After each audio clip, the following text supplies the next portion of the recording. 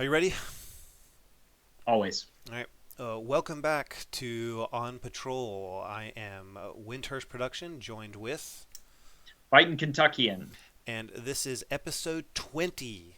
This is our year in review. It's our second year in review, with last year's being our first ever. So this is our first full year of doing On Patrol podcast. And so in this one, we're going to look back at 2024 in our personal hobby, in the podcast, how far we've come, what we've accomplished. And then we're going to look ahead at 2025 at what we have coming, both in our personal hobby and what we think for the podcast itself. So before I get into our kind of normal routine stuff, I want to say grab your sword and your shield and your belt-fed machine gun and join us on this episode of On Patrol. Uh, Aerosol. but first, we always do our alibis, caveats, and piggyback from the previous episode. So, previous episode was how the West was won or lost. We were looking at Dead's Man Hand. We got a lot of good engagement, I feel like, from the community on Facebook. A lot of people either have looked at the rules very favorably or have played them. Um, I did get some people who ran into the same issue I did in that their games felt quite slow, um, and like several rounds without anybody really dying. So I'm curious if that was also due to how they set up, because I know one thing we talked about in the episode, and I just want to reiterate in this section, is it is definitely a game where you have to start in the action. Like turn one is you've already at shooting range. You're basically at pistol range. And I'm just curious if anybody wants to add in comments when you played it. If you felt your games were slow, were you starting at that level, or did you make the mistake I did and like push to engagement, because that gave my games very slow. But that was really the only big thing I've heard from last episode, and we're actually recording on time this month, so no alibis to justify a late recording. How about you, Kentucky? Any alibis, caveats, and piggyback? From last episode, I love Dead Man's Hand. Again, I love the guys at Great Escape Games. I think they're doing well. Because we're having to film so late. It's pretty late for me here, but I'm gonna go into the wee hours of the morning, so we can get this out at a decent time. I just got done playing, or reffing, I should say, another 2 games of Dead Man's Hand. Had a buddy, Dylan, and Sam come over and showed them the game. Dylan, as soon as we got into it, painted up amazingly, painted up like 2 posses or something. I think it's got like 10 guys or something, unmounted guys for the game, and showed them both the rule set. They played through 2 scenes, which again we've talked about. I think that goes to the slowness. You play through the scenarios in the book, the 50-page rule book. That's really only 30 pages of rules. If you play through those scenarios, you will have a blast. I think you'll have a fun. It's a casual game. It reminds me a lot of like Cruel Seas or something like that. You're not playing it.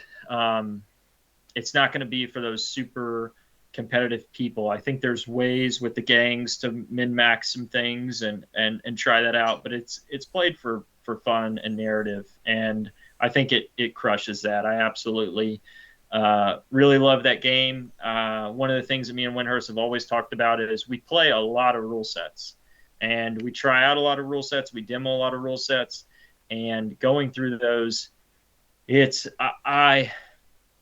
if you're like most wargamers and you do that, I think most wargamers do that. They jump around, whether a friend hosts them or something. It's hard to keep them straight, and I love games that have drilled down to brass tacks and simplified their mechanics. And when you're talking 30 pages of rules, that gives you a flavor and a feel of playing a Wild West movie and shootout.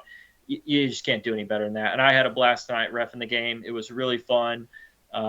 Both players, and I really appreciate Dylan and Sam letting me do it. Both players brand new to the game, kind of starting off, just learning the rules, and my horrible jobs of explaining the mechanics to them and everything as we walk through the playthrough, the 2 first scenarios, and the good, the lead, and the ugly. And by the end of the second game that we're playing, they're quoting in character and they're saying stuff, and it's just like, man, this is a blast. This is what it's all about. It's to have fun and to enjoy, that social aspect and that narrative aspect. Those are we had Clint Eastwood. Dylan's Clint Eastwood was getting chased up to the top of a building in the first scenario by the three characters, and he had to jump across a roof, and we're just laughing at people are playing stumble cards. Just a great game. If you haven't, please look at it, pick it up. I'm going to start calling it like Kill Team Historical because that's what it feels like. You've got the 5 or 10 models on the table, even with your opponent's models. Like, you can't get much easier than that, and you don't need a lot of terrain. I know I've posted the pictures of the big western towns, but you get 3 or 4 buildings if that, like, you'll be fine. You'll be fine and dandy. A good palate cleanser. Yeah. I'm going to drone on about it just because I got done playing it, so I apologize, but really love it. That's my only piggyback caveat. To add, one of the discussions I had with one of our listeners was that it feels like Wild West, or the theme or the setting, tends to ebb and flow within wargaming groups. Like, when it comes up, it's one of those things like, oh, everybody's really into it for a little while, and then they move on to other things, and then it might be a year. I will say, of the Western rules I know of that I have either played or looked into, it's probably one of the top 2. Dead Man's Hand is probably one of the top 2 for ease and quickness of picking up. And like you said, it doesn't need a whole lot of terrain, and you don't need very many models for it. So it's a good set when it's like, hey, we're in the mood for Wild West. This is a good set to bring stuff out and get into games quickly. That doesn't have a huge model count requirement or a huge terrain. And you can cheat kind of like I did, where if you can really use any terrain from French Indian War up to the Western era, will all work in a Western themed game. Log cabins or anything from your Civil War collection if you have it. So you don't necessarily need a dedicated terrain set just for Wild West unless you want to. So I think it's a good set if you're like, well, I want a set of Western rules for when people are interested in it, but you don't want to invest a whole lot. Or you could just be like Kentuckian and be like, I'm going to have 2 whole villages at this point, an Adobe one and a regular. If we have learned anything about me, it is that I am a dog when it comes to this hobby, and I'm just squirrel and I chase it. And we're going to talk more about that as we get into the episode. But to not stay on this the piggybacks, caveats, and alibis anymore, like our predecessors, and the whole reason we named that section is everybody in the Department of Defense, whether you're Navy, Army, Air Force, Marines, or anything, you have that leader that goes, actually, I'd like to add a piggyback, and we're self-fulfilling prophecy here. We really recommend the rule set. Hope you guys play it, and give us a shout out on things that you can do and that are fun. I really look to trying to sometime this year getting a campaign going. I think a couple of my buddies that are out here are going to different places, so I don't know how that will come, but as you see, I'm trying to build a small town and an army, so hopefully I can just get people on. Any last kind of alibis for that section, and then I'll move into the questions. Nope. You can start us off with our first section for tonight, this morning. Okay. So we wanted to outline it just like we did it last year. We've got kind of 3 questions that, just as Winhurst said, we're going to walk through kind of where we've been, how far we've come in the future, and we wanted to talk to it about the podcast as well as, our individual kind of project goals and hobby goals. And we want feedback. We want to interact with you guys and talk to you. And we really loved last year. A lot of people commented like, they stole Winhurst's idea, right? There's no plagiarism here about writing how many models you painted in the year, how many games you've played. It's good to kind of keep us honest on those things. Don't ever write down how much money you spend. No. Never do that. But do the other things. And so where we've been, we wanted to talk that through the lens of the podcast for the first little section. So I'm going to briefly outline the last 10 episodes. This is our 11th of the year, and as we know, we, just like Winhurst said, we take a month off throughout the year with just military duties, family, everything else. Sometimes it's good to have a break. So where we've been, 10, we started out our episode 10, very controversial. Why is historical wargaming controversial? Is it or is it not? Great episode, I thought. Go back and give it a listen. 11, Bela Ludi interview with Peter. 12, we talked about Octoon Panzer. We got our hands on it a little bit early, got some play testing. 13, what to look for a miniature manufacturer, what to look for. 14, we talked about Saga, and we came at it from the ancient and the medieval, Dark Age perspective. 15, Charlie, we talked with Charlie and War Games Atlantic, great interview. 16, we got our hands, as most people, some people did, and started leaking things about Bolt Action 3. And we really got some decent play tests on there. And it was a really good look to get a great look at that game. And as you know, the internet was on fire there for a few weeks. 17, global discussion on competitive events. We had our 3 panelists. We had to have one drop out from all over the globe: England, California, western part of the States, and then Australia with Peter. And so it was a great global discussion on competitive events and wargaming and what to look for. I really enjoyed that discussion. I think it needs to happen more often, and I thought it was very enlightening on historical wargaming competitive events. 18, we got Cigar Box Battle interview with Corey. Corey's one of my favorite people in the hobby. He is an awesome person to be around. He's super personable and inviting, and I really think he has a great company. So I highly recommend getting those mats. Although a little late to the sale stuff, Corey, but I know you did finally come out with one, so I was happy about that. And then 19, the one that we just previously did, Dead Man's Hand. We talked about the Wild West. So where we've been, my first kind of talk about that is what a fire starter controversial wargaming was, that episode. I really loved the debate, and I really loved the continued debate. I think it's something that we see, especially in the States, as this podcast is never going to get political. We don't really care. This is about games and having fun with friends. I don't give a crap what religion or political party or anything that you assign to. This is just about people coming together and finding similarities, in my mind, than differences. And it was great discussion to talk differences with people in a healthy environment. Now, obviously, people got in there and had strong opinions one way or another. And, I hope that podcast acted as a conduit. I really, regardless of who I politically agree with and affiliated, I watch both channels, and they'll remain nameless because I think you want to guard against being in an echo chamber. And I hope that people, as soon as they listen to 5 minutes or 10 minutes of that, they just hear the other side out and either be able to have an intelligent debate. And I understand that always can't happen. Sometimes we just got to break contact.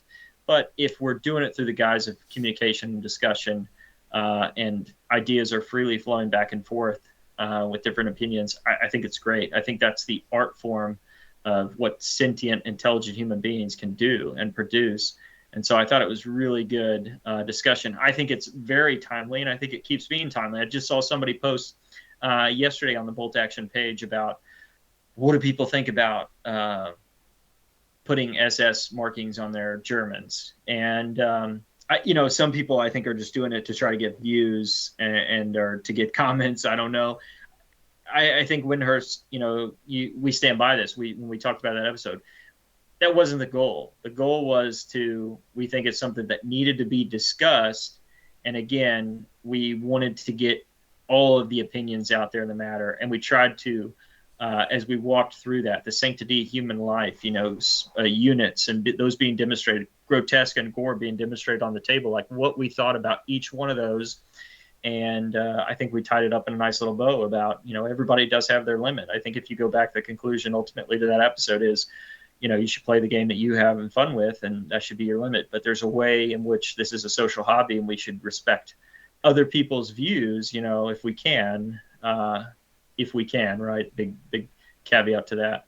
But what did you think? That's kind of one of the fire starter of the year episode. Before we jump and talk any more episodes or anything else like that, what are your thoughts on on that. I agree. It is a timely episode.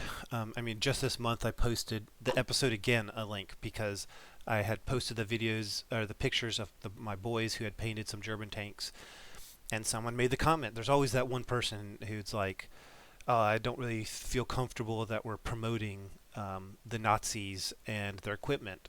And I think they missed the point, and that's why I wanted to share the episode again. And that what we want to promote with historical wargaming is the history part, right? It's the learning about history and understanding history better than those who don't do historical wargaming. Um, and I got a chance, and I'm going to give a shout out to Warlord and props to them because I got a chance to see like a sneak peek of um, the Germany list coming out, and in the very beginning they break down and talk about the difference in the German Heer units and um, the SS like Panzer units, and like here's the regular army, here's like this political army, and they did things, but they're really good in this, and they're educating you. It's not they're just Nazis, and it's that educating in history and understanding that history better. That they're doing a really good job with Bolt Action version 3. They're giving a lot of background in the beginning of all the rule sets and their expansions.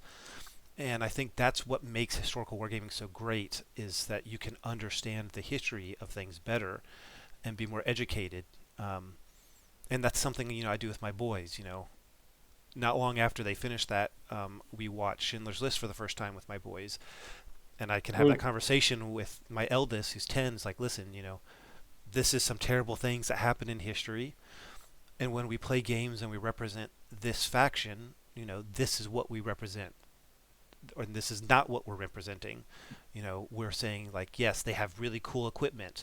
The Germans had a magnificent, cool-looking army that was well disciplined and did amazing things tactically and militarily speaking. But that doesn't mean we're saying we agree with these, and making him understand, the difference in playing a war game and a political stance. And I think a lot of people, it's controversial for people who don't understand that this is a way to look at history. And I think that's the goal of this podcast, and has been the goal of this podcast. If you look back at all of our episodes, is educating people on the historical wargaming and what is awesome about it and what you get from it. And just the community itself. Like, my wife is constantly telling me how amazing our community is, because I'll be telling her about some story about some wargamer who had issues with something, and how everyone just kind of, all these strangers they don't know have just come out of nowhere to help them with life, like real life stuff. Sometimes it's hobby stuff, and sometimes real life stuff. But it's such a great community. But yeah, I think that was a great episode to have started the year with, because it is a timeless episode. There are always people who just don't understand what we like about well, there's wargaming. there's so much to add to it too. I think our discussion, we tried to do generic topics when we talked about life or units or gore on the table. And I think, I'm sure, I don't know, in the future, like what we need to revisit. And we could spend a whole episode on the World War II Yeah. aspects of that and really like dive in and talk about those things. And it's just very interesting. The only thing that I wanted to bring up, because it is being timely, is we'll talk about it later, kind of what I did with the battlefield tours, and the stuff that I was able to do with the division this year with the 101st. One of the things that, when I worked with the World War II Foundation, is the German cemetery at Bastogne, the one at Normandy. They're very somber cemeteries, and the one at Bastogne really sticks out to me in particular. It's a nation, struggling with how to honor the people that died, and not kind of what was happened. And when you go into those cemeteries, it's the epitome of that. There's sometimes where there's 6 people in one headstone grave piece, and that are listed on the Valkyries, the cross that's on it. And so it's really fascinating to me and interesting. And we always see, I don't know, and I don't really personally care. on everybody on where they fall in the opinions. But I think it's an interesting topic of debate and discussion. I'm not talking about statues coming down or if they should or not or anything else like that. But history and conflict has really shaped the world. And you look at the Middle East, you look at all these other places, and I really think people should try to dive into those more to understand how we get there, right? And a lot of us in our survey history classes, we'll learn about World War One and kind of the pointing of fingers, right? And I think you just can't escape how some of this stuff continues to perpetuate itself, and when bigger nations align with smaller nations, and what that looks like, and it's just where we're at in the world today, where we're at in polarization and that stuff. Those are always fun. I don't want to beat a dead horse, but my talk was I really enjoyed that episode. I enjoyed the comments, good, bad, or indifferent on it. And we might look to have a discussion on that or something pretty specific about it as we go into the future, because I think it is with historical wargaming. No matter what I hear of 40K or fantasy wargaming, well, I'm going to use this buzzsaw Baneblade, or I'm going to kill all these people, or I'm going to whatever. It's make believe, so it's cool. Like we can do it. It's just like a video game, and this never really happened. And it's just interesting the disconnects that people can have and the separation. Well, that's what I need to tell myself in my brain. So this is okay what I'm gaming, but what you're gaming is not okay.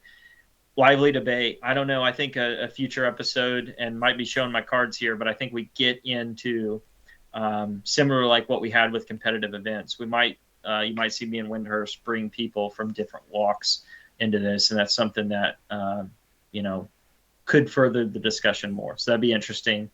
Another segue, in order to not spend all our time on where we've been, but to talk about the rule sets that we've reviewed. I want to jump all those together.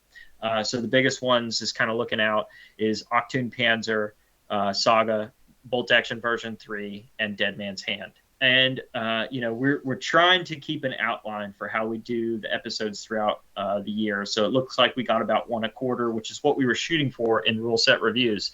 And people have sent us a lot of rule sets, and we have a lot that we want to pick from, but we're probably only going to get out about 4 or 5 reviews a year. And I really enjoyed all of those rule sets.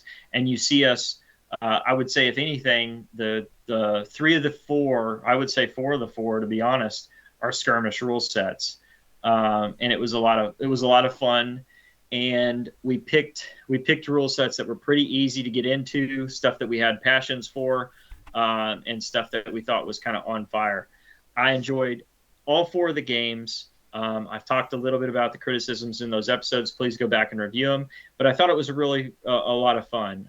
And I would say that we had a good spread of stuff that we looked at. 2 of the 4 being World War II, but we're in the Wild West and we're in Ancients and Medieval. So we look to keep a good spread, I think, as we go forward. But we're always interested in, a lot of new rules writers have sent us their sets to review. We've got a few modern rule sets in the hopper. We've got some more ancient rule sets that we've been sent in the hopper. And we're always looking forward to kind of what you want to see. And so please give us give us the message, drop us the email, the comment on Facebook, and let us know, and we'll definitely give it a look. And we want to, as we always said, me and Windhurst want to promote the hobby. We're not doing it for ourselves. We literally wouldn't care if a camera would be on us. Like me and Windhurst would be having this discussion just on the phone or something. So the idea being is like, let us know what you want to see kind of more of, and what you want to see maybe less of, and we'll, maybe you're a World War II out after that. And again, last year, just kind of harkening back, we did a lot of Chain of Command. We did Muskets and Tomahawks. And so we had a decent spread of all throughout the periods. But Rob, specifically with the games and the systems, what are your kind of thoughts on those and the spread and the takeaways from the reviews? Yeah, so like Kentuckian said, we're probably only going to get 4 done. So I'll talk about this a bit more when we look at the future, but we've kind of found almost inadvertently a rhythm for kind of each quarter. But yeah, we're looking at maybe 1 rules review a quarter. and I think I got asked specifically. I was offered 3 sets of rules to review, that I can think of off the top of my head. I think you got the same 3, maybe one more or one different. Um, but it's something we have to balance, right? We want this podcast to reach as many people as it can, because that's the goal, is to support and promote the hobby. So there's a balance between, okay, is this a rule set that people want to hear about, or one that we really want to share? And is this the type of rules that we feel like we can get behind, um, or that you all want to listen to? Because one thing we've noticed about ourselves, and I don't think Kentuckian would disagree, is we're probably never going to do a review on a rule set that we absolutely hate. Probably not. Probably not, unless it was like, for some reason, the rest of the world is like, this is the best thing since sliced bread, and we're like, it's. Wait. Next year, 40K reviews coming from us. You've heard it here first. If it comes out in April, then beware, it might be an April Fool's. But I think, we like to talk about the things we really enjoy. So this is also kind of a message out for people who are like, who want to make suggestions, or who have a set of rules they would like us to review. We're limited to how many we can get done. We're going to talk about rules we really enjoy. So if we don't really enjoy your rules or the set of rules you recommend, we don't want to put it out there and be like, well, man, this thing kind of really sucked. Because it might just mean we didn't care for it that much, and we don't want to bash something that you really enjoy or you worked hard on. It doesn't mean it's necessarily bad. It just might not have met Well, for us. and I'll only interject there to say, me and Windhurst are very open. I mean, we do not care to step outside our comfort zone on some things. So we're very open. So I hope that doesn't discourage any authors or would-be authors out there that are going to send us stuff, or other sets that you'd recommend to us. So if you think it's something, gangsters, 1920s, I don't know, shoot us some notes on it and let's talk about it. If it's something you're really passionate about, and you think it's a good game, give us the shot. Like, don't be discouraged by that. But I do agree with and co-sign everything Windhurst said. Like, we want to promote the hobby, and we want to, we do have a little bit of interest. I think the only thing I would add to this is sometimes there are tight time crunches with our lives. We want to create that variety. And both me and Windhurst, I think, have the idea that before we do a rules review, which you've seen us on Alibis, Caveats, and Piggybacks, we've had to come back and say, hey, this is one thing that I think we got wrong or we played wrong. We just did that with Dead Man's Hand when Windhurst wanted to play without doing the scenarios. But we did that with Chain of Command. And there's some things that I came back over the mic on Muskets and Tomahawks. For some reason, I swear on my life, I thought the narrative events were not in version 1. I had in my mind, I had that made, but they were.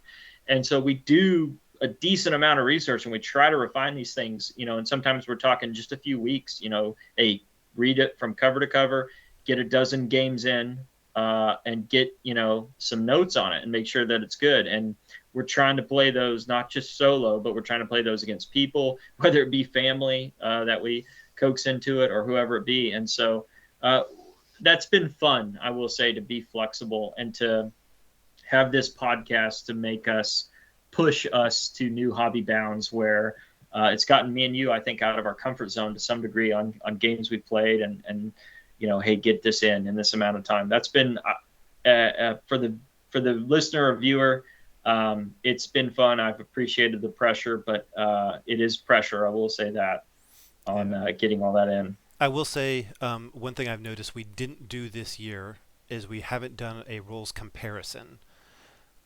Now, our rules comparison between Bolt Action and Chain of Command was one of our most popular episodes. But again, I think whenever we've talked about rules, there's in the possibility of another comparison. A lot of times it's do we have time to talk about to get games in for both sets of rules in this period? Are we experienced enough on them? Do we have 2 sets of similar rules close enough, worth comparing? And can we honestly say these are rules we want to play? Because, again, we don't really feel like just bashing something unfairly. So if like with the Wild West, there's a handful of sets out there. There's other ones Kentucky has played and other ones I have played. We could have done a comparison, but what do we compare to? It's hard to decide sometimes. What are the It's two not, that we pick? yeah, and it's not always apples to apples. And Exactly. then the one thing that me and you have always talked is I think the play testing that we do before we do the rules reviews is key. And if you can't get, half a dozen to a dozen games in of that set, like I really don't know if you're giving it a full review.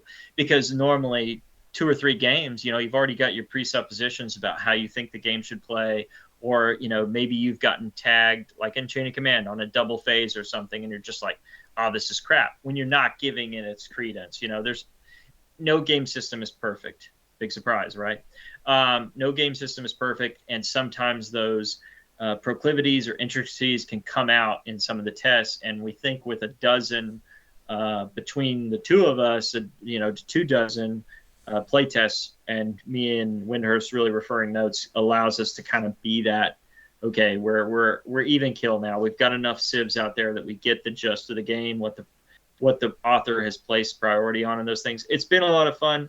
I look forward to more, and I look, as Windhurst said, hopefully we can get back to a comparison, because I think those are fun for people who really love the period. And there's some league leaders. I think Bolt Action and Chain of Command just align themselves because they have some diehard camps out there. And when we had a decent amount of experience with at least one of those rule sets, and we felt like we got a decent amount of experience with the other, we thought we could give it the honest credit. But again, I appreciate Two Fat Lardies coming over the net with their comments. I thought they were very well timed and well put out to say, here's some things about that set that can that would expand it the way that we played it. But the only other thing kind of looking at is in where we've been is the interviews. A lot of great positive feedback from the community on the interviews, and it's something we're going to keep doing. And I think the companies, it highlights them, and it talks about where I think the hobby and the manufacturers are going. There's a lot of 3D printing, miniature manufacturers, and I'm going to wrap in that episode in there and what to look for in a manufacturer. And I think that was kind of good to keep in perspective with the interviews on who's come out with a new widget or gadget, where are those things going, what is the future of that, and whether it be a battle mat or a miniature company, or digital products that now companies are coming out with, STL files. I thought that was just very good, and we look forward, again, like Windhurst said, we've got our rhythm. We feel like we've got a lot of refinement, as our viewers and listeners know, but I feel like we have a decent rhythm in what we want to get out of every quarter. And so we look forward to those, and we ask you, we really look to highlight little companies, but we ask you, if you're a company out there, an author, please, drop us a line. I know we said all that disclaimer stuff about we've only got so much time, but we're really interested in it's a wide net in the hobby world. And so we look forward to that. What do you think about the interviews as well? Windhurst, any other comments or thoughts Yeah, on that? they've been great. I think they have been one of the greatest treasures out of getting to do this podcast, is getting to talk to people in the industry, because every time we've talked to somebody, they have been just as passionate for the hobby as we have been. And of course, who doesn't love talking to somebody who loves what you love as much as you love it? And it's always been really encouraging. There's always a lot of concern, I think, within historical wargaming, that is the hobby dying? Is it graying? And every time we talk to these people in industry who their livelihood might depend on this, their general feeling is, no, it's not. It's a great time to be in the hobby. It's a great time to get into the hobby, and that the hobby is doing well. And so that's always encouraging. And I've just been really thankful for the opportunity we've had to talk to these people. And I don't think it's a matter of, oh, we're finally big enough that people talk to us. I think a lot of, I said earlier about how great this community is. A lot of these individuals with these companies, it wouldn't matter if we had negative views and viewers. They're just happy to talk about the hobby with people. Yeah, they're great salesmen, and they have the initiative and the inertia behind it. But I agree to Winhurst's point. It's not. I don't think they have the fire under them just to try to push it to because it is their livelihood. Right. When you talk to them and about all their new projects and the new materials that they have coming out, it's not batting down the hatches, and that's very entertaining and it's also very hopeful in the sense that, like Windhurst says, there's always the scuttlebutt that once minifigs goes, that's what my dad said, like, oh, the hobby's gonna die or whatever, and that's just not the case. And I'm always encouraged by the younger generations playing and seeing games of people getting in with their kids, like you and your boys. I normally get my girls to shoot some of my planes down every once in a while, and then have some buddies who have kids that they come over to my house and they'll game with us and stuff. And it's great. It's great to see them rolling dice and getting interested in history and wargaming and the social kind of aspect of it. That's all I have on kind of where we've been. I think it was a very fun year. There were a lot of highlights. There's always a lot of refinement that we can do, and we really appreciated all the feedback we had in other episodes. I think we have the formula down, or at least tentative formula for the quarters as we go into 2025. We'll talk more about that as we get there. But now I want to switch over to kind of how far we've come and push this to Windhurst. He has been very good, and I'm going to give him some praise here as we lead into it. Like I said, when you count games played, when you count models painted, and all those things, Windhurst did a great job, I think, last year as I listened to the episode here recently of, you're in a race against yourself. So don't, I look at people and there's sometimes where it can be discouraging on how much they've painted or anything else like that. It doesn't matter. It's you versus the world on that sense, with the whole hobby community behind you. Like, those are only voices in your head as far as, oh, I can't paint like that or I can't do that. Man, slap some flesh on there and you're good to go. Like, are you having fun? You're doing okay. So I started writing down and going through my models more like Windhurst did. Like in the past, I've been like, oh, okay, I've kind of had this many, or this is what I've been gaming a lot of, but I never went to like totally quantify it. Again, I think you should never quantify dollars, never quantify how much you've spent on the hobby. But it's good to keep in perspective how much utility did I get out of this? How much utility did I put into it, my input versus my output? And so I'll kick it over to you, Windhurst, on, we talked a little bit about either games played or minis, what built and all that painted. And I'll let you take it away. Yeah, thanks, Ken. So, again, where we've been, we're looking specifically at the podcast, and how far we've come, we're looking at kind of our personal hobby journeys. So as Kentucky keeps referring to is I've got this list. You can't see it really very well on my phone, but I've run this list. It's just in a notes on my phone since 2020, and every year I record how many minis I painted based on scale, terrain, if I've rebased stuff, how many games I've played, conventions I've been to, and that's for me. It's not to brag or to show off. And like Kentuckian said, and I 100% agree with, you should never Completely agree. completely Completely agree agree. with. You should never be comparing what you do in the hobby to what other people do in the hobby. It's never well, I don't paint as well as these people, or I haven't done as much as these people, because that's not the goal of the hobby. That's not the point of the hobby. The hobby is for your personal enjoyment. And so if you painted 5 models this year and you had fun doing it, then that was a successful year. If you got one game in this year and you loved that game, then that was a successful year. Um, and it doesn't matter how big your pile of shame is. Your pile of shame should always be growing, right? Because you're supporting the industry. But as long as you're getting work done on it.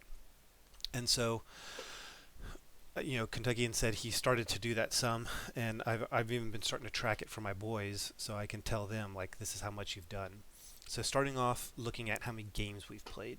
Um, I've played about 18 to 20 games this year, which is far less than I would have liked to have played. But I'm limited, I think, in some ways that maybe other people aren't. And so again, that's why I'm not comparing to other people or even like Kentuckian.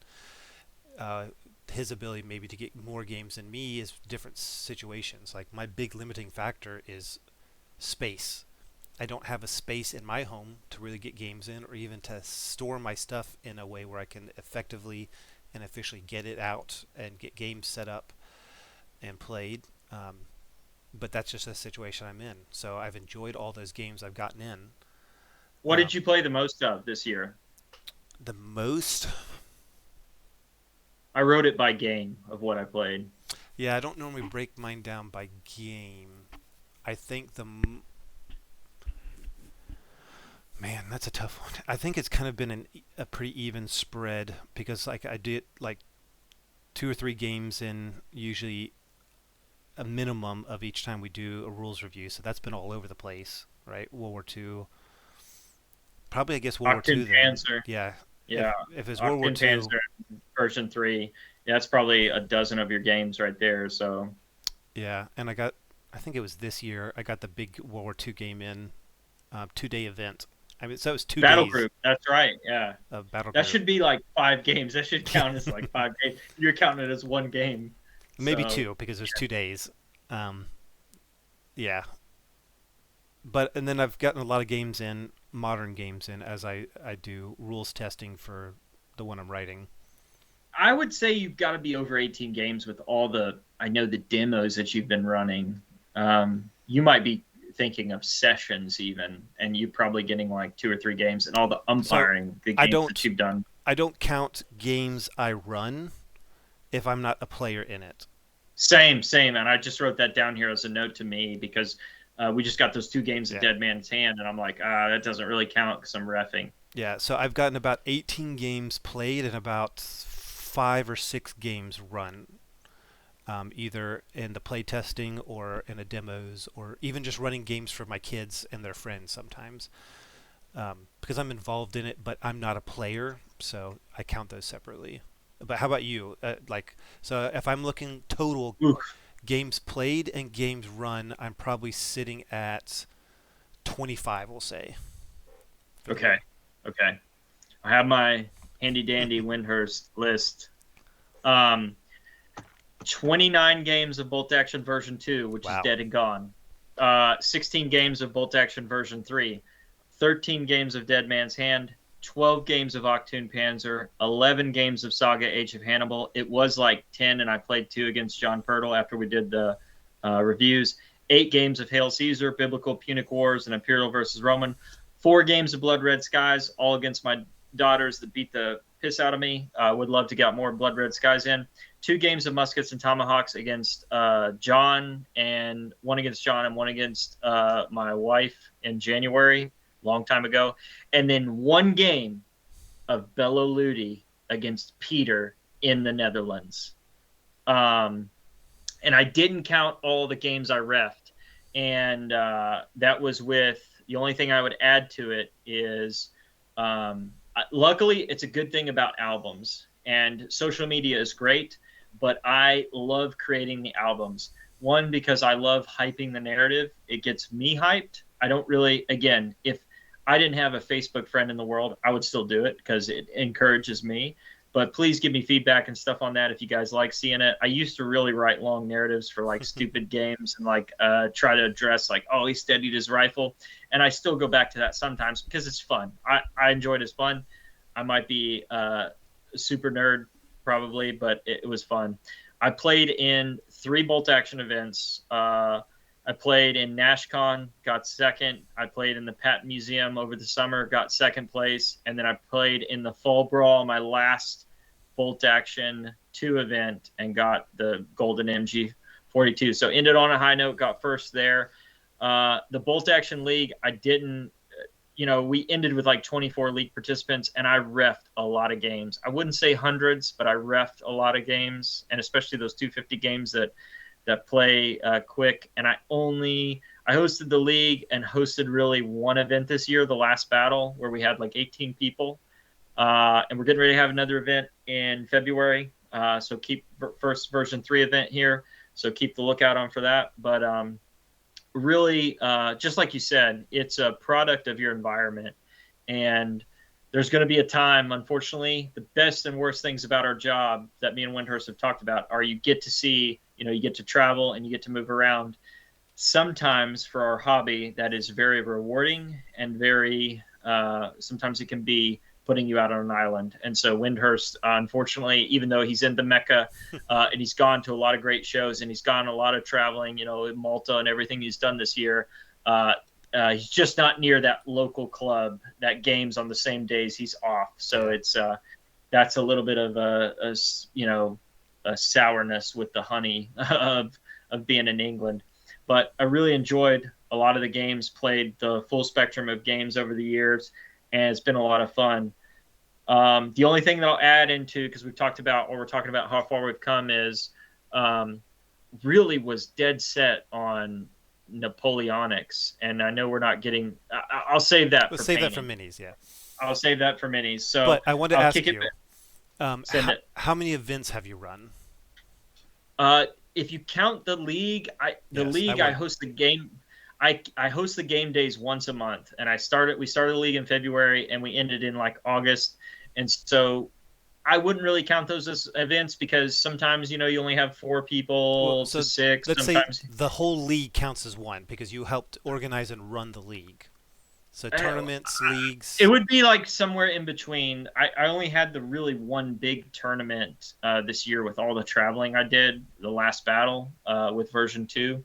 And the league, I don't really run events too much with the league going. It just didn't have the time to do it. And so besides that, I would say like 2 events in the league is probably where I'm at. And I normally do the league once a year. It was just so tasking, and with 2025 and the new version 3, I don't really have one on the forefront to do for version 3 as we roll into it. And the league rules that I designed that you've seen uh, were so dialed in to stop abuses and to make sure that everybody in the group had fun. If you came for being a competitive player, if you came for not, and I know I fought people on it before because they're like, "Oh, no free units until this," or what, this totally takes away my army. And I'm just like, dude, it's not.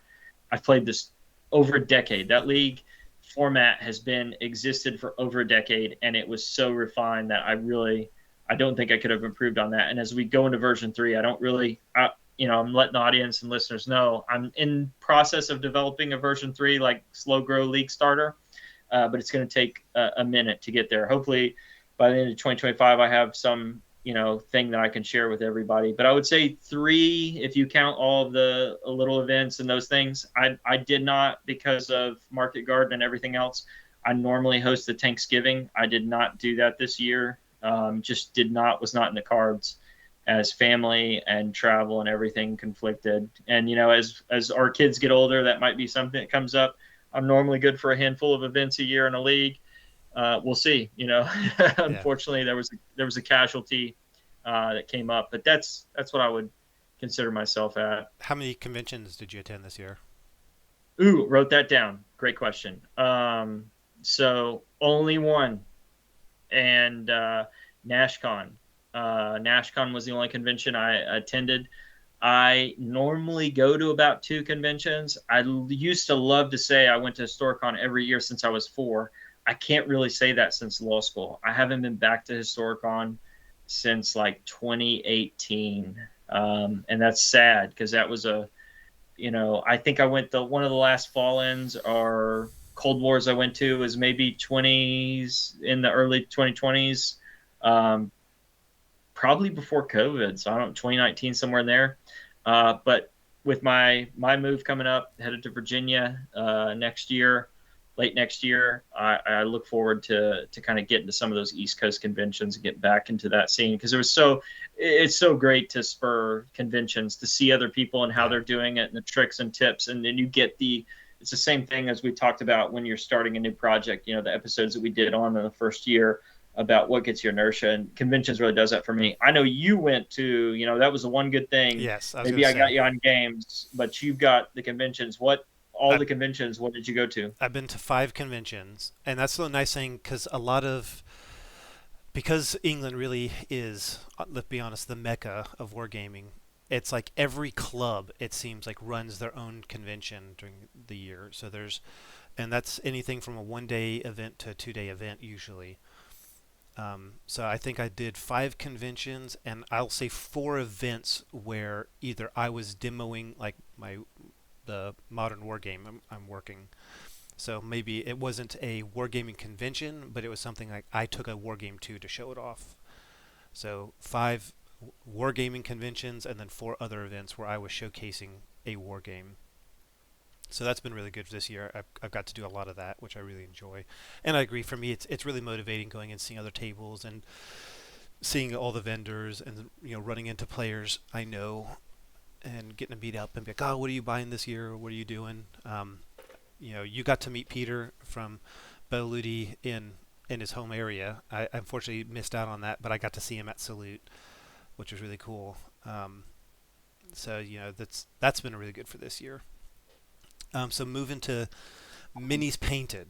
Um, and this again, the reason I like tracking this is it can be very discouraging if you get to the end of the year and you look at your pile of shame and you're like, man, I don't feel like I got anything done this year. And so I think tracking the number of minis you paint throughout the year, either as just one number or broken down however you want, allows you to be like, man, I actually accomplished a lot.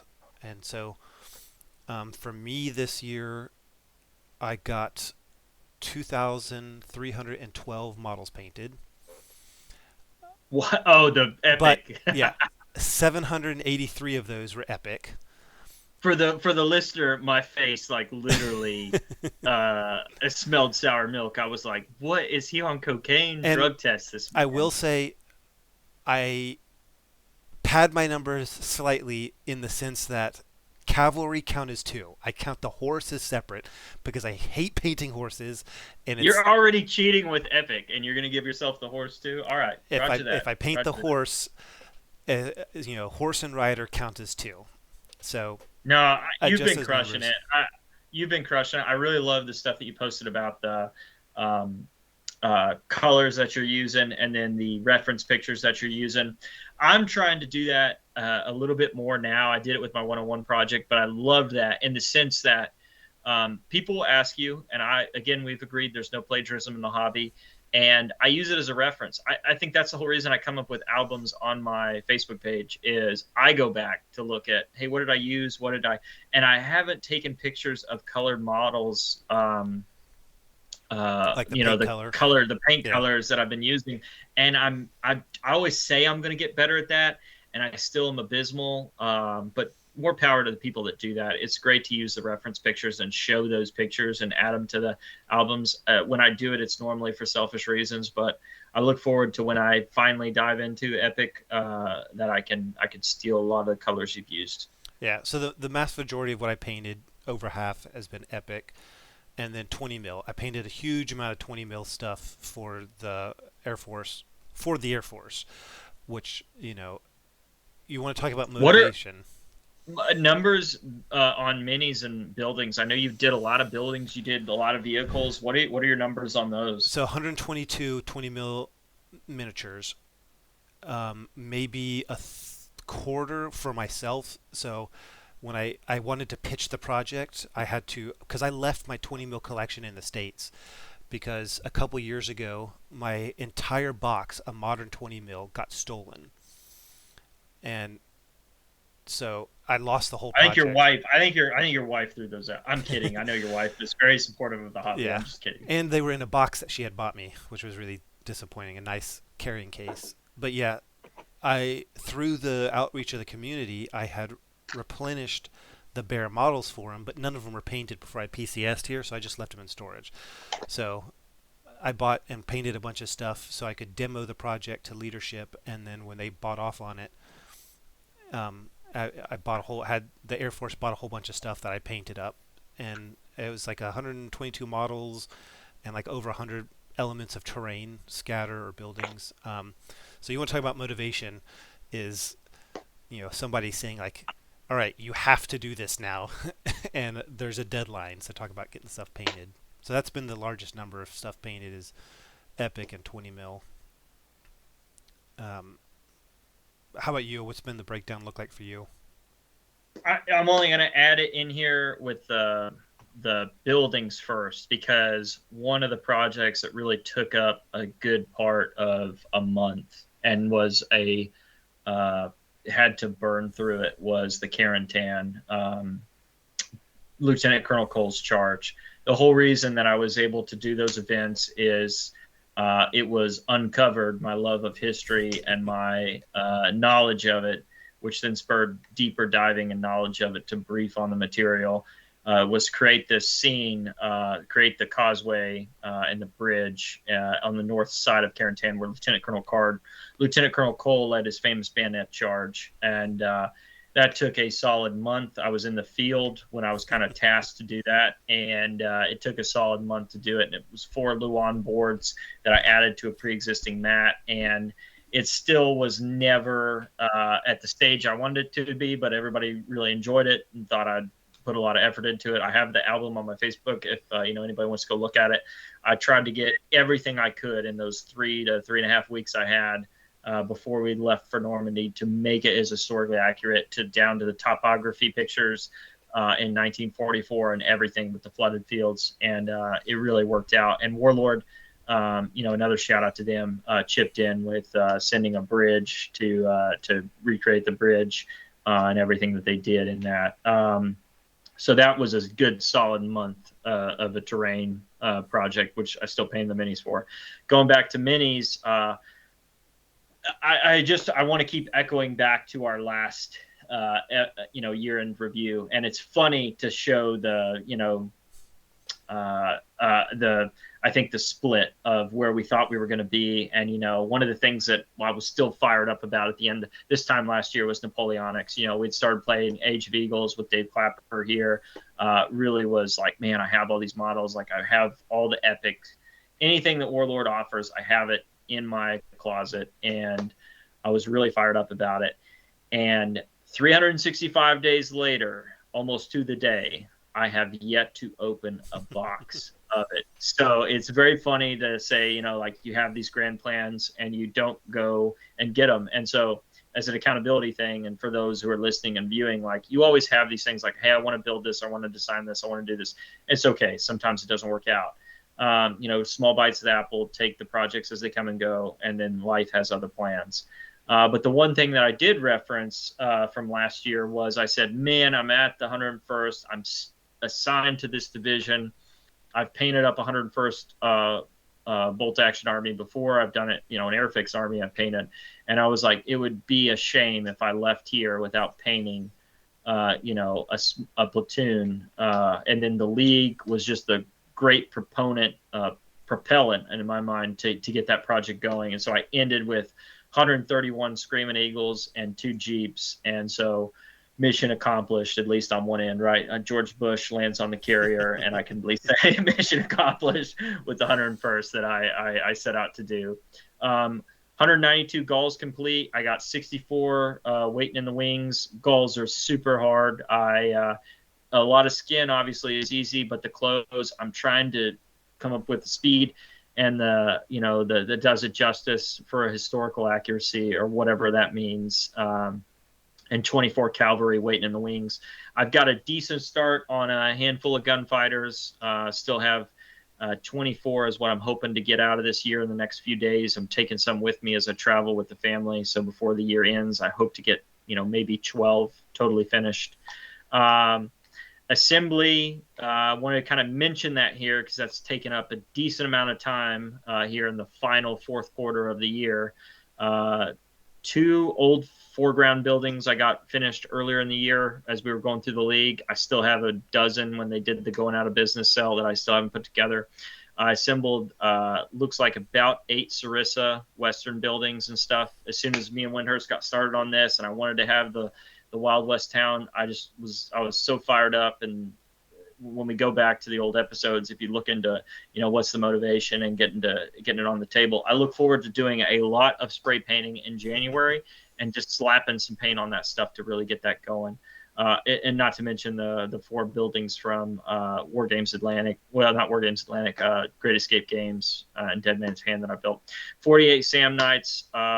If you've seen my most recent Facebook post with the girls and everything that's going on, it is hard to paint if you're getting interrupted. Newsflash. I normally do a lot of my painting at night, and in the hour or two that I have. My wife is away the last few days, left kind of after Christmas to go work a state away in a pharmacy. And so I kind of had to monitor the girls, be a in your face dad. I do not like picking up my cell phone when I'm around them. I like to be, again, as much as we love this hobby, me and Windhurst, I think, are values and goals align with that. We do enjoy being a dad, and I'm not going to, continue to break away or to hide out. But when I do had the time, if they were watching a movie or, nap time and some other things like that, I could break away from assembly a lot easier than I could painting. And so I chose that kind of in the latter here with the hobby time. And so I aimed out to put together, I've got my Caesarian army completely assembled besides the cavalry. Over 240 Caesarians, additional weapons teams, the marching, some additional kind of vignette, little miniatures. Really look forward to that and kind of looking in the future.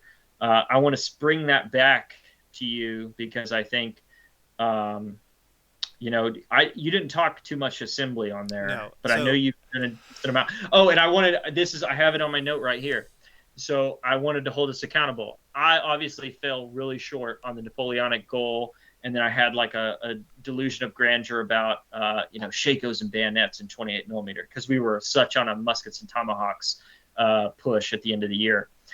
You talked to World War One in our last episode or our last year of the end of review, and you made some serious headway on World War One, and then you talked muskets and tomahawks as like, hey, I want to kind of finish those armies out. Where do you stand on those? Battle buddy, accountability partner here. Yeah, well,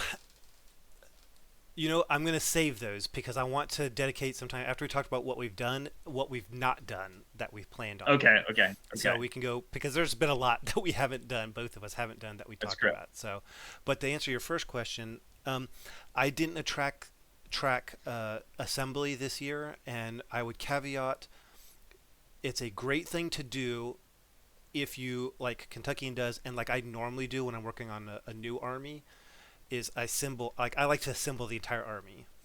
So I did that with my Dark Ages. Like I assembled all the Normans, and then I assembled first it was all the Anglo Saxons, like the whole army, and then I painted that over 2 years.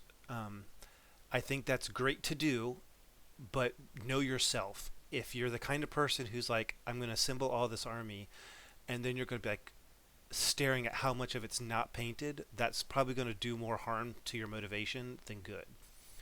This year, I didn't build out any big armies because the epic stuff, it's easier to paint a lot of that like on the frame, and there's not really any assembly. You're not assembling the models, and everything else I've done this year has either been already assembled, like my World War One stuff. Excuse me, my World War One stuff. A lot of that was already I had already assembled before this year, or it was assemble, paint, because they were smaller scale stuff.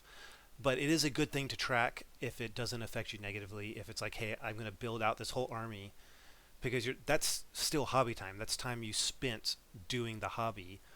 So if you built 300 models and you only painted 50, that's still a lot of work done in the year. But know yourself. If you're the kind of person who's like, oh, I only painted 50 out of these 300, I suck. All right, well then don't track how many you assembled because you're just hurting your motivation. But it's like, man, I assembled 300 and painted 50.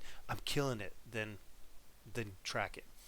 But yeah, I didn't. I will when we talk about the future. I'll probably have some numbers for 25 because I am planning some big projects in which I will probably do a full army assembly before. But yeah, your numbers. You Well, still haven't given us a total. So if you have more numbers to talk, and then the total. no, that's it. Not counting assembling. I think taking that out of there. I think you're looking at. I didn't add these. So you're never do math in public, and that's what I'm doing.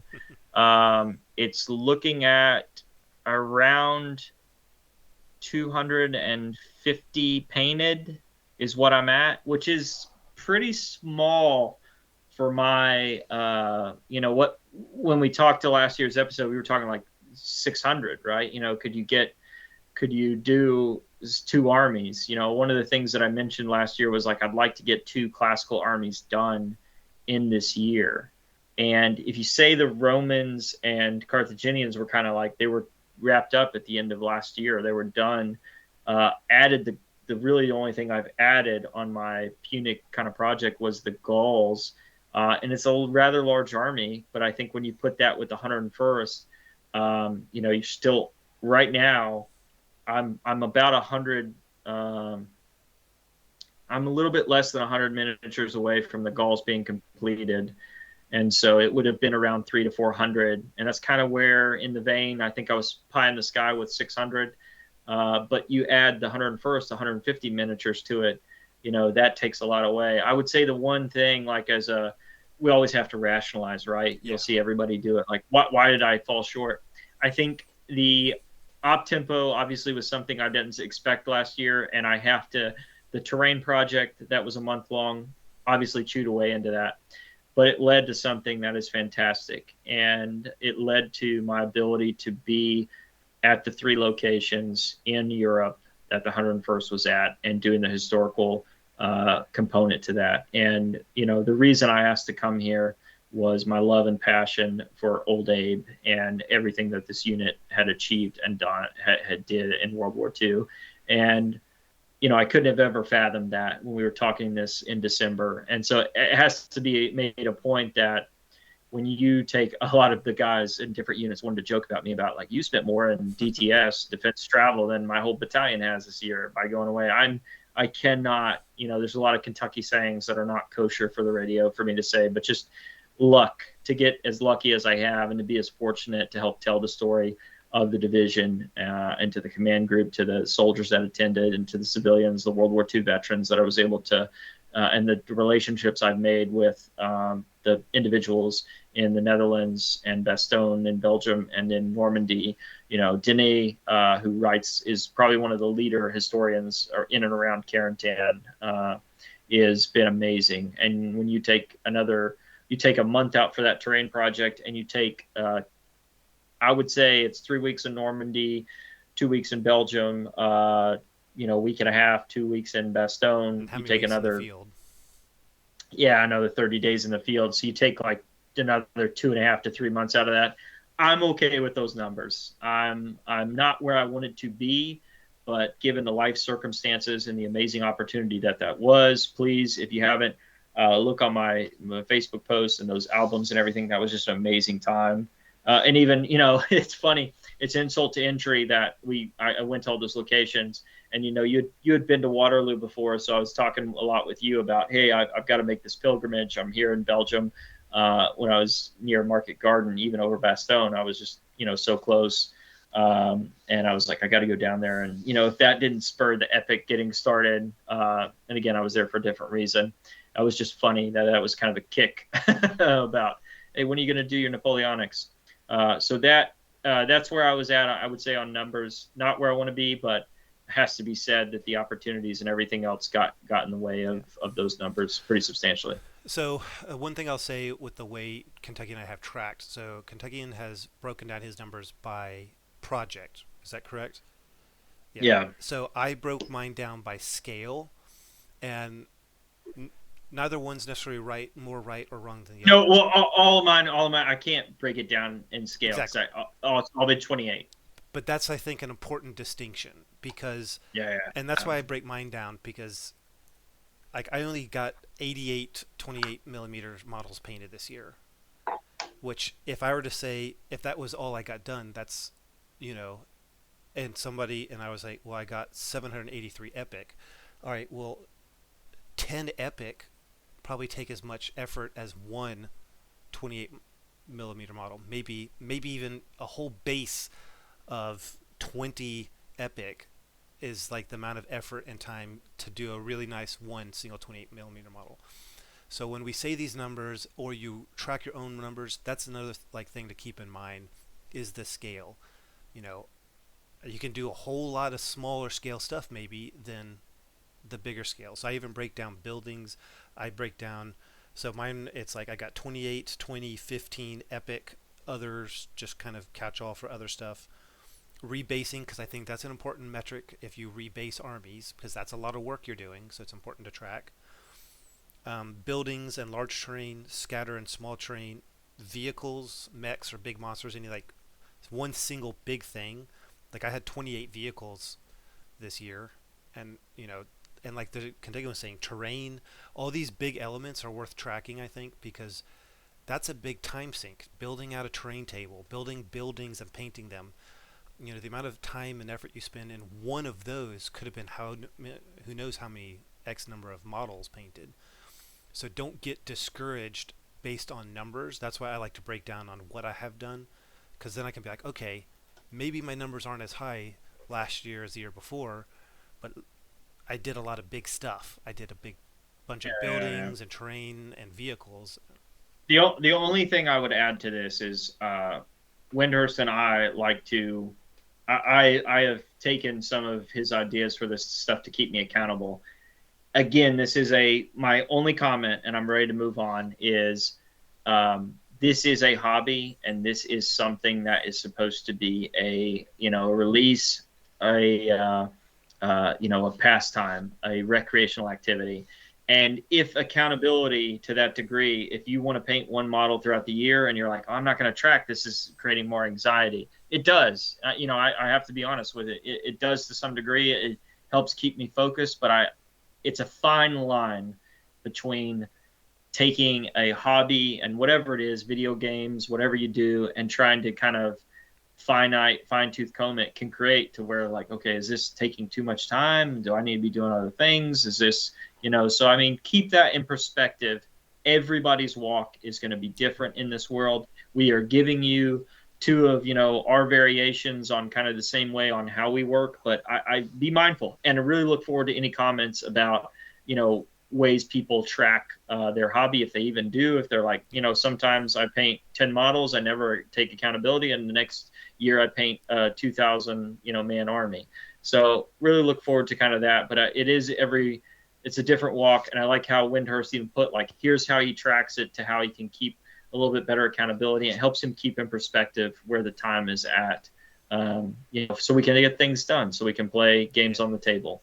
Yeah, and for me, I do it because it motivates me. I like being able to look back at the end of the year and knowing myself, when I get stuff done, I'm like, oh, sweet, I can go update my tracker now. I can say I've gotten X number more done and that's motivation for me. Same sharing it on the community, like you said earlier, being able to post things on Facebook is a huge motivation. I like being able to say I have stuff done that I can share with the community.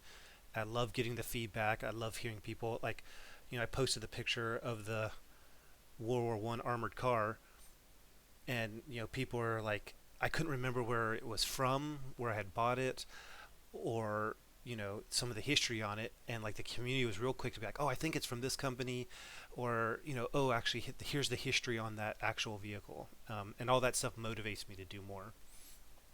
But yeah, so Awesome. figure out what works for you all. Let us know what you all do if it's different than what we're doing.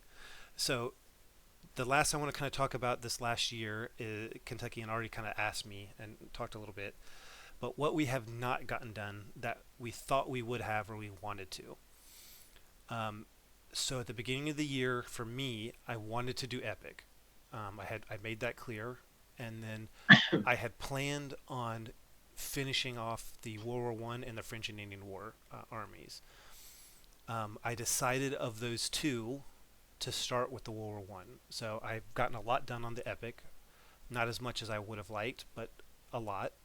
It was a new scale I never painted, so there was a big learning curve for me.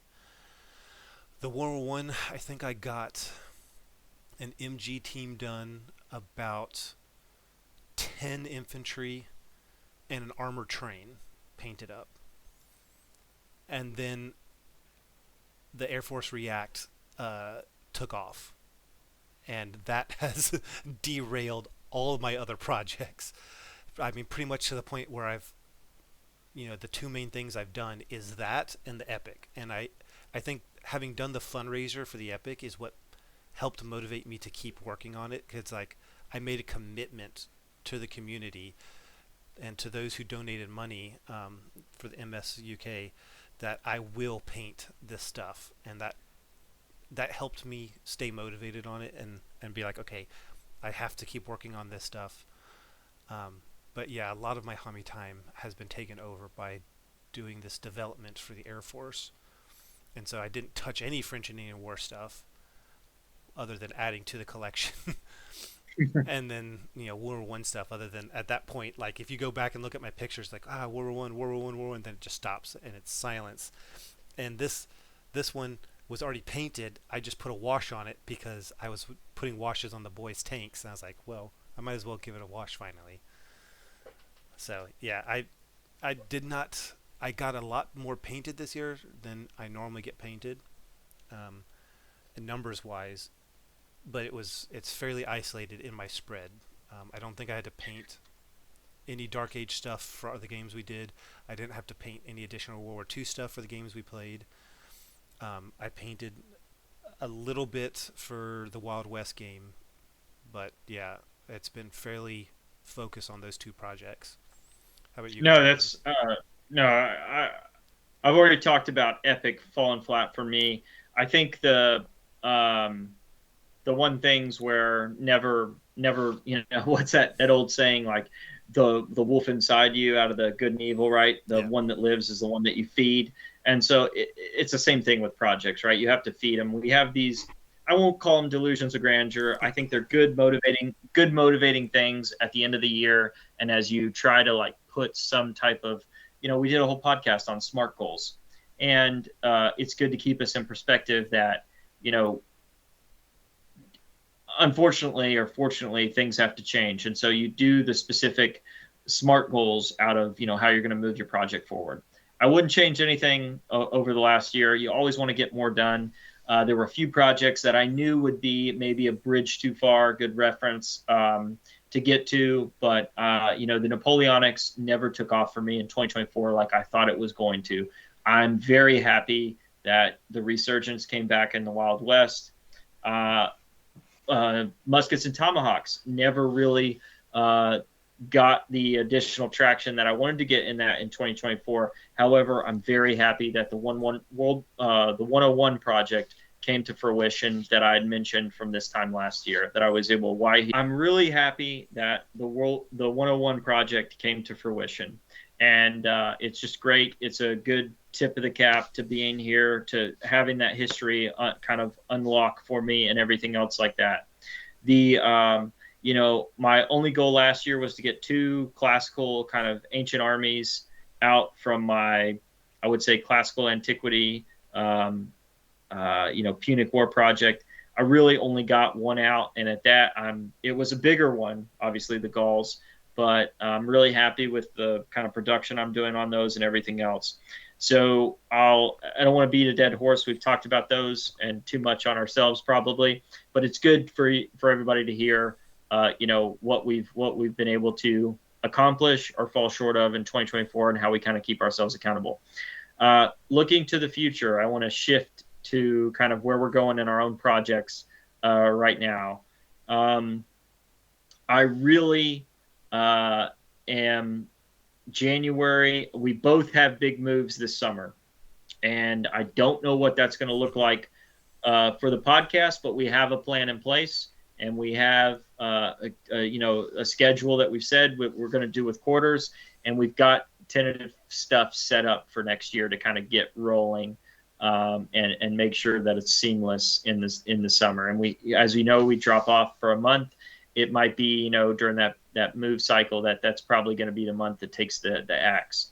But look forward to getting Windhurst back to the States so we can get some more games in. Hopefully it's close to me so we can do some traveling and do some, we may talk about that later, but video battle reports, and what that looks like. So we'll see. But as far as me internally fighting Kentuckian projects, I would really like to get the two armies knocked out before I leave here. and I consider gall one of those. I'm really flirting with the Caesarians or Pyrrhus. Romans I can paint very fast, as you've seen on my Punic. I paint them, pretty generically, um, as you've seen with my Republican army, but I go for some variation and some historical accuracy. And so I think Caesarians will paint up very quick. And I think a good kind of way to close out that project without even getting to the Iberians that deserve their time in the sun is, Pyrrhus. I really would like to get a decent amount. I think Phalangites will paint up very quick with the uniformity, just like the Romans, and I would really like to do that. The only thing is looking as a 6 month period before a big move. Um, it doesn't leave too much time for everything else. So the only thing that I would have in the wind here is the Wild West stuff paints up quick. I'm not going to make these buildings as outstanding as I want them to be. And so I plan on getting paint on them quick and getting them playable, and that game being for what it should be, is a fun, casual palette cleanser game where it's just pure enjoyment. And I think a moderate paint job is what I'm going to shoot for. And the miniatures I might spend some time on because I really love some of those Wild West movies. The only thing that I'm going to say right now is probably a pie in the sky if all the chips fall where they may, is with Warlord's release of their new Winter Americans. You dropped off again. Yeah, I still got you.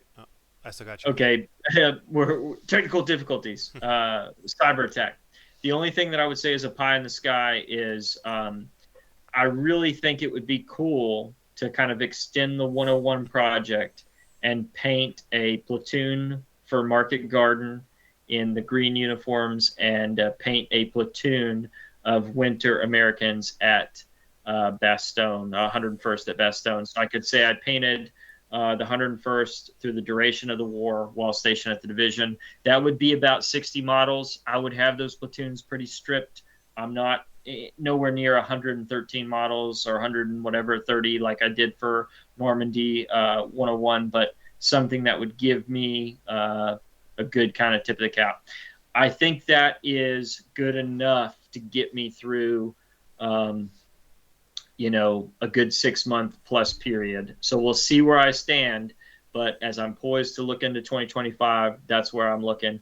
As always, as you all know, and you've seen my Facebook and Windhurst, we share stuff not just on the On Patrol face, but we share stuff in our messenger. And he saw, the trade that I did with maybe some painted armies for over several hundred Persians, all the Greeks that I have lined up, maybe to spur him to, we could do some cool stuff if he gets his Syracuse army painted and he's in the States now.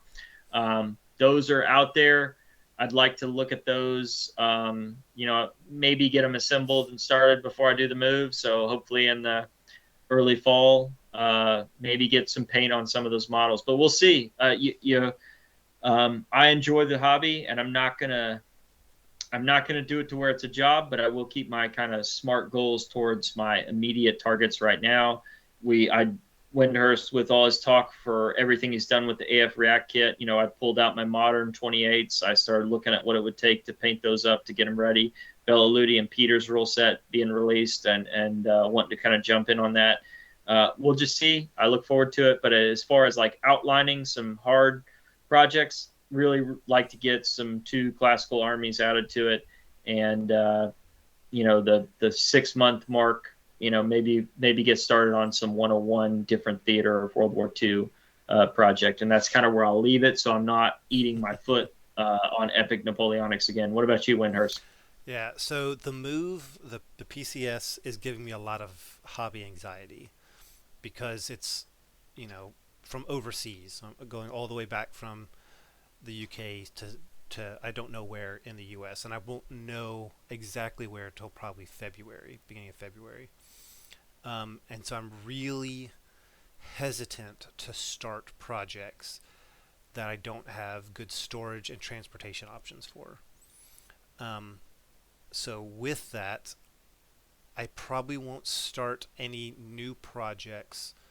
I, I'll probably, I'm probably going to break that to some degree. But my plan isn't to start any new projects for the first half of 25 because I'll be looking to move in the May to June timeframe. So I'm going to have at least 2 months of hobby disruption where I won't have my stuff because it has to get shipped across the world. Um, I'll probably continue on the Epic because that stuff packs up fairly easily and I've already got it started. I might work some more on the World War One or French Indian War because it's already assembled. So I'm not adding necessarily new stuff. It's just painting what I already have. But a lot of that depends on this Air Force React kit. I'd like to have that project as completed and rolled out as possible before I PCS out of here.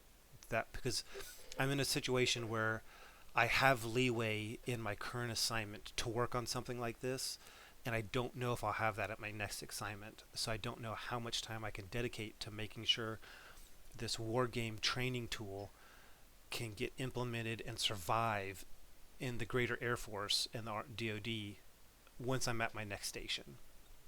And I don't know what commitments I have, what responsibilities I have at the next station. Um, so I've got actually a refinery project starting in January. It's like a 6 week um, professional refinery with a 1 week in seat where the Air Force is going to bring in all these projects, and my project's going in it as well, and I'm the lead representative for that. And they bring in these professionals, and they connect us with industry, and the idea is to help refine and push your project further towards completion. And so that's going to take 6 weeks of my time. It's like I think they said expect like 10 to 15 hours a week engaged with them after that 1 week of like entire week of dedicated working on it. So that has to get done. I like it's a real passion project of mine. I feel like it's taking something that's great in the hobby and helping our my country and my country's military. And so all my other projects will come secondary towards that wargaming project because it takes a lot of my time. Once I get set up and established and settled wherever I'm at in the U.S., which is fingers crossed, hopefully closer to Kentuckian, so at least a day's worth of driving is acceptable. My plan is to get my full Greek Syracuse army assembled in 25. I don't know how much I'll get painted on it, but my goal is to have it fully assembled because that's how I like to do it. I like to do my full army assembled, see it all out there, see if there's anything else I need to add, and then start working on it. And so 2025 goal is to assemble the army. And for Christmas, I got about 6 feet worth of ancient Greek city-state, like city walls. I've already got the battle mats to go for kind of Syracuse, and I'm planning a trip kind of before we leave here to visit Syracuse, the island of That's Syracuse. awesome. That is awesome. And so I'm probably going to get a tub or two of dirt while I'm there, so I can base the whole army with dirt from from That's Sicily. awesome. Sorry, the island of Sicily. And so that's my big project goal for 25 is finishing React and then starting on that epic sized army. I think if I can get it all built out, it probably won't take me more than a month or so to build out the army because how assembly can go pretty quick. And I had done a unit test painting on the Greeks, and I feel like I can paint them up pretty quick. So I think by the end of 26, I should have that army done and ready to battle your Carthaginians and your Romans. The end of 25. Or are you saying 26? End of 26 painted. Okay. But Which I think you'll be before that, but it's good to. I know you'd mentioned Syracuse kind of last year, and so we're keeping them. You're seeing a little bit of maybe humility out of us after some lofty goals got dashed, well, but by good reason. We yeah. have his historical significance here with the 101, and then AF React. You'd mentioned it in the last year's year in view, like, hey, I want to try to start this. I have lead and passion to it, and then it's good to have multiple koas and multiple irons in the fire for versatility, but then once one takes flight, sometimes it's going to be a time suck, Yeah. and it's very beneficial that it has been a time suck. Like you said, I hope the force grows from it. But I look forward to, I look forward to us getting some more Hell Caesar battles. We always have Yeah. great Hell Caesar games, and those have been a lot of fun. And again, that rule set, another plug for it, is just a lot of fun, a flavorful rule set that's easy to pick up, and we've had a blast. Yeah. Um, Yeah. I think both of us had big things happen in the year that we weren't expecting. You had all the travel, and I had the project. But and honestly, I would love nothing more than to start assembling that army right now. I just don't want to risk transporting. I don't want to in build. broken, yeah, Yeah, it's a lot easier to do it on the sprue than in broken bits when it gets there. I yeah, would say this is a good plug. This is a good time right now to probably, to the viewer and listener, comment on the group, comment on our individual stuff, and show us. Hopefully, comment on this episode and show us what were your plans. We are saying, hey, our years got derailed from things. I'm sure your years got derailed from things as well. And give us your little story. Yeah, send us some pictures of what you were able to achieve so we can post them up on the page, and what your next year's goals are going to be. And I really look forward to it. It's been really awesome to see people's projects unfold, and I've gotten a lot of comments about people liking the episodes. Our first year, even before last year, a lot of our episodes were tied into projects, terrain, these things, like the bare bones minimum of what gets, and as we continue to keep getting inertia and growing, we're trying to keep that fire alive. And so it's really done by you, the viewer, the listener, and keep giving us the feedback. What were you able to get done this year? What did you want to get done? And what do you look forward to next year? Give us that. What are your show us the bags, right, or boxes that people get mad about. Here's my North Africa project for next year. Here's my Hungarians, or here's my whatever it is, Janissaries, Renaissance Army. I look forward to seeing those. I think that leads us to the last little section, and the only thing to talk about is what is the future for On Patrol. And so,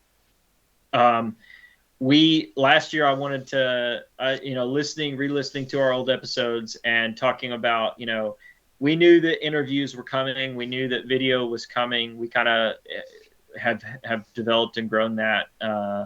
And some of our videos have been great, and all the technical issues that we have are great. Behind the scenes crew here, Windhurst Productions alone has been able to edit, the video as sound went out in and stuff, and or tag all my completely agrees from an earlier version.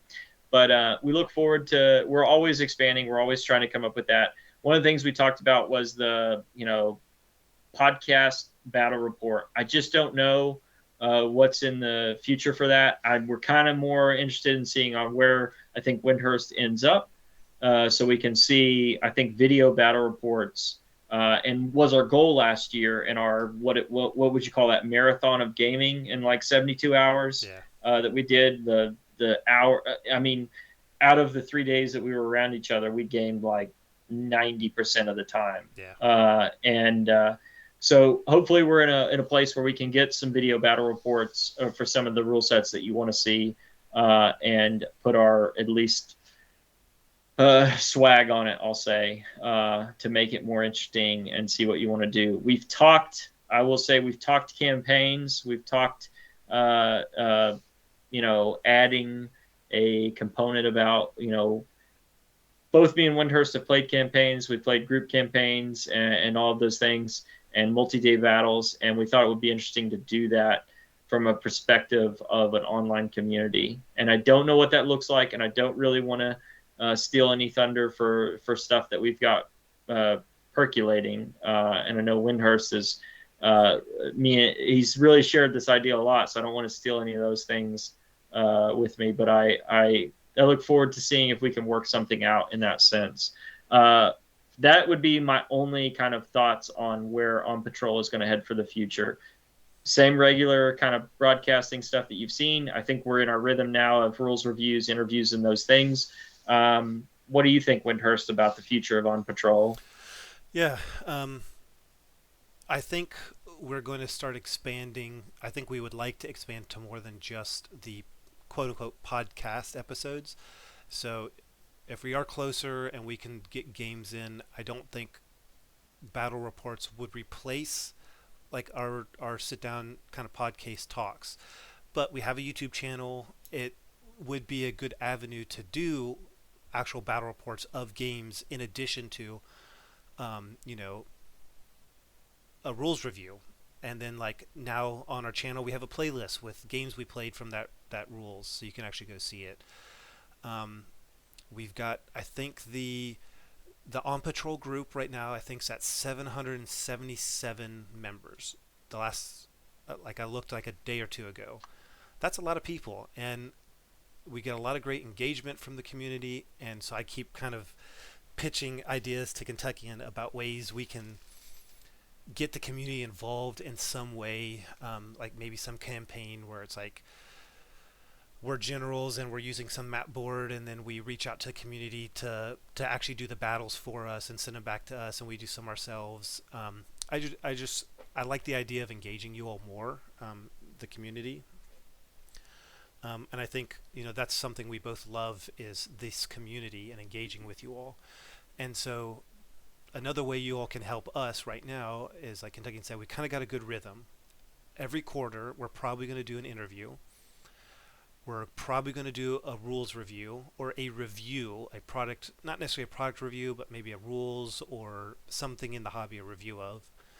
And we're probably going to have at least one episode that's kind of like talking about a topic within the war game, whether that's what's controversial or if it's basing and terrain or whatever it might be. So in this episode, or if we do polls, please engage with us. Let us know, okay, what rules would you like us to review? What topics would you like us to talk about? If you feel like there's something out there that maybe we can bring a spotlight on and bring discussion around to help highlight that you're really interested in, you know, it's great not to operate in a vacuum. We could always, we do this for you all. We share this for you all. So if there's stuff you all want, let us know.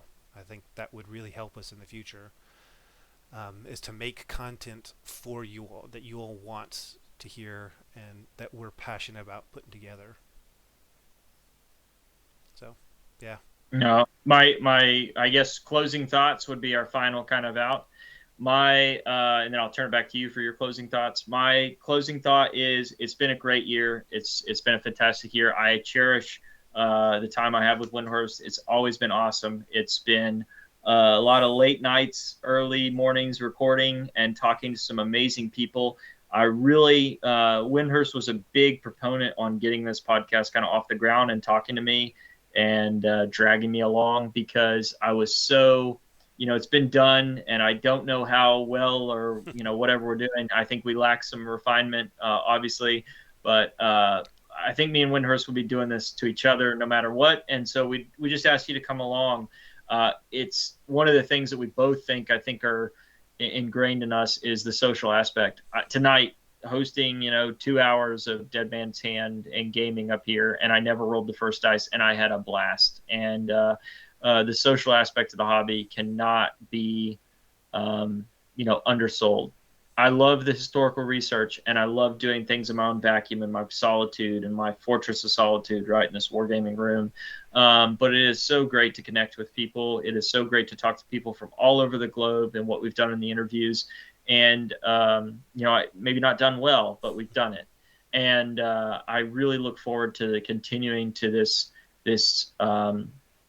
path in the hobby. And I hope you guys have enjoyed it too. And give me your feedback. Give us your feedback, good, bad, or indifferent. We're always looking to develop and to help out. And the whole reason we started this, why is historical wargaming? Why do we want to push the hobby? I think me and Windhurst, kindred spirits in that sense, that we enjoy, the building, the community as much as playing the games, as much as painting the armies, as much as all of these things about it. And it's been so fascinating to just discover different walks of life, different battlefields, different people, different, everything, all of that and above. And I really just look forward to the continued flourishing of this, and whether it's yeah, it is 777. I just looked jackpot. I just look forward to the group continuing to expand and continuing to get better and continuing for the ideas out there to sink and to take hold. I mean, and continue to push them forward. So I can't thank you guys enough. Give us the comments and feedback, and we really look forward to it. And I hope that you've had a wonderful 2024 as I have, and regardless of happy accidents, that you've come up. I hope you've had fun with playing from people across the table, right? We talked about competitive gaming a long time ago in here. No matter how your opponent is, I hope you're having fun, regardless of how you're doing the hobby. And your mental health and everything else is staying intact, because that's always important.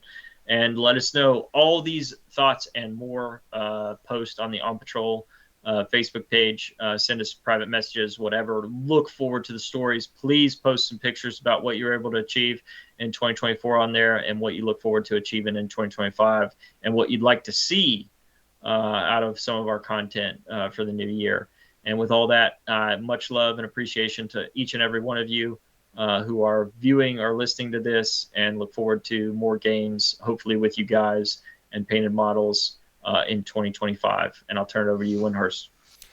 Yeah, I've said it before, and I'll always keep saying it. This is probably specifically the historical wargaming community is one of the best hobby communities I have ever encountered across all spectrums, as far as friendliness, inclusiveness, acceptance of its members. It is.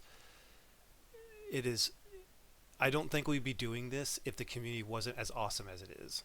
You always have the exception, but Yeah, there's he's not always talking about it. exceptions in every group, but as far as like just the number of amazing people in this community, and how, I don't know, it's like I've talked to people who came from other wargaming communities outside of historical wargaming, and they're like, I didn't know how it could be, how different it could be. Like those groups might have a higher tendency towards being toxic because of that's just how the community is. And they're like, I didn't know wargamers could be like this. I didn't know they could be this inclusive and friendly and supportive and helpful.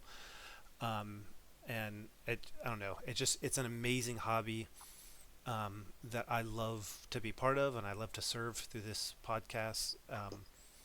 It's amazing to think this is our first full year, because last year we started not quite at the beginning of the year. That's why it's not 22 episodes. Um, and so we did this for a whole year, and you guys have sat here and listened to us for a whole year, and I think that's amazing. We've got some great opportunities, and hopefully in the future we'll have some great more interviews with some people from the industry, and we really look forward to it. No, we've already kind of talked about our scouting report stuff, is kind of what's our 2025 operations plans, and then no kit bag today, because it's kind of a unique episode. You could say the list. The list was a good kit bag thing. Keep a list if it helps you. Um, but with nothing else Kentuckian, I'll sign us off. So as we always like to say, grab your sword and your shield or your belt-fed machine gun and join us on the next On Patrol. In 2025. 2025. Dismissed.